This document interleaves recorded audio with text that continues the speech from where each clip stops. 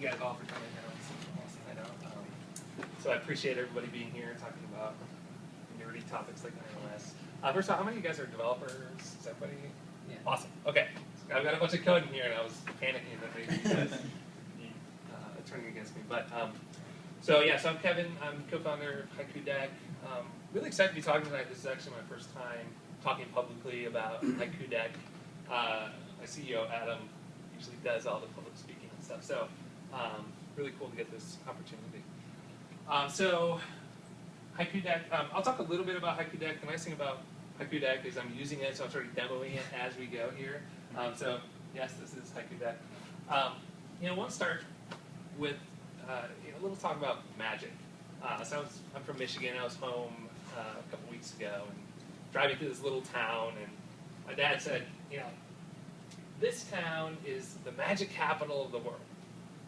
There's no way this town. There's like 1,000 people in this little Midwestern town. I'm like, it's not the magic capital of the world. Sure enough, I get home, I look up magiccapitaloftheworld.com. It points to this town's homepage, and it really kind of got me thinking about the difference between a real working magician and sort of an iOS developer, and some of the similarities that we have, which is behind the scenes, it's really not that glamorous. Like, we're sitting in front of our code, we're writing all these things, we're spending hours getting little animations and things perfect. But at the end of the day, we're really trying to wow people. If we do our job right, people are wowed.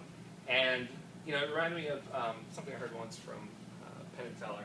I think it was Teller wrote this great article about what it takes to be a good magician, and he told this story about cockroaches and how they were appearing on Letterman. It was, a 60-second spot. And they did this awesome trick with cockroaches. I don't know what it was. They made these cockroaches appear or something. They said, the only magic that there was to it is we spent 3 weeks training these cockroaches to do all sorts of different things. We worked with a cockroach trainer. We figured out which cockroaches would be the best, that wouldn't be scared off by the lights, and all this stuff about they're literally sitting around training cockroaches for weeks with a 60-second spot. I realized, that's what I do. I sit in my, in my desk, and there's, not cockroaches, but, bugs, sorry, no pun intended. I'm working on the day-to-day code behind the scenes just to get that sort of 30-second, 60-second sort of wow moment from our users.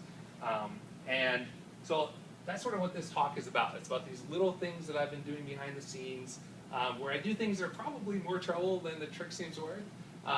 But when you think about the landscape and as it's changing, especially in iOS, it's really becoming less and less about, it's cool to have a wow factor. It's really important, and it's almost becoming necessary to have something that stands out in the App Store to really get some traction, to really get noticed. So, Haiku Deck. My tagline for Haiku Deck is, we help you become a better presenter. We want you to be a rock star. When we were up there on stage presenting, we want to make you feel amazing. We've been lucky enough to have a great community of users who are constantly telling us how much they love us, which is such a good thing. These are all from today, by the way. And it's just awesome to be working on a product where people are just constantly telling you how cool this thing is that you built. And when I think about Haiku Deck as a product, we're interviewing for developers. We're hiring, by the way. People have asked me, where do you see Haiku Deck in 5 years? And I tell them, I don't know what features we're going to have, but at the end of the day, I want to make you a better presentation by a factor of 10. And I want you to make that presentation 10 times faster than what you're doing today. And if we can get to that point, then we have won. So.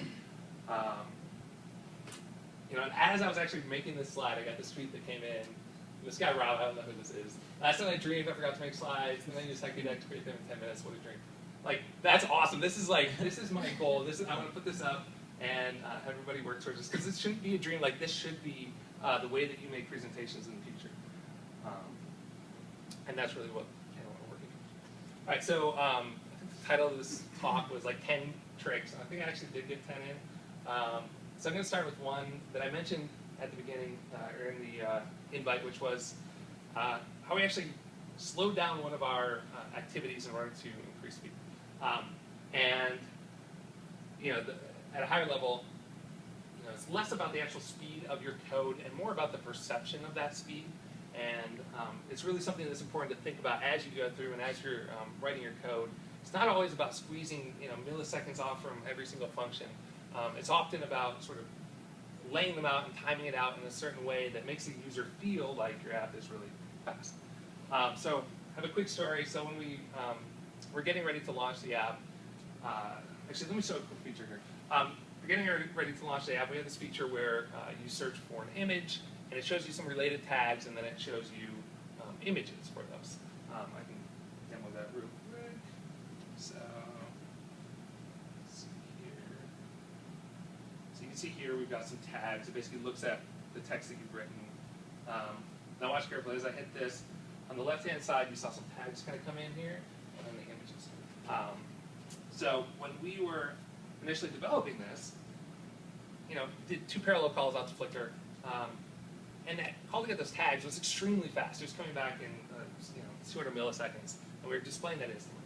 But the call to get those images, we do a lot of sort of behind-the-scenes stuff to get that image quality up using Flickr searches. It was taking a long time. It was taking 3 seconds. And people were complaining, like, why is this image search so slow? And we didn't have time to rewrite our image search and make it faster. So I did something that was a total hack, which was, instead of making the image search slow, I made the tag search, or the image search faster, I made the tag search slower. And the reason I did that was because it sort of changed the perception of, oh, these images are coming in slowly. It's more, my network speed must be pretty slow because, it's just displaying these text fields really slowly. And it also sort of staggered in these things. So we started with a spinner. After about a second, you got some tags. We animate those tags in from the bottom. And then as soon as we get those images, we pull those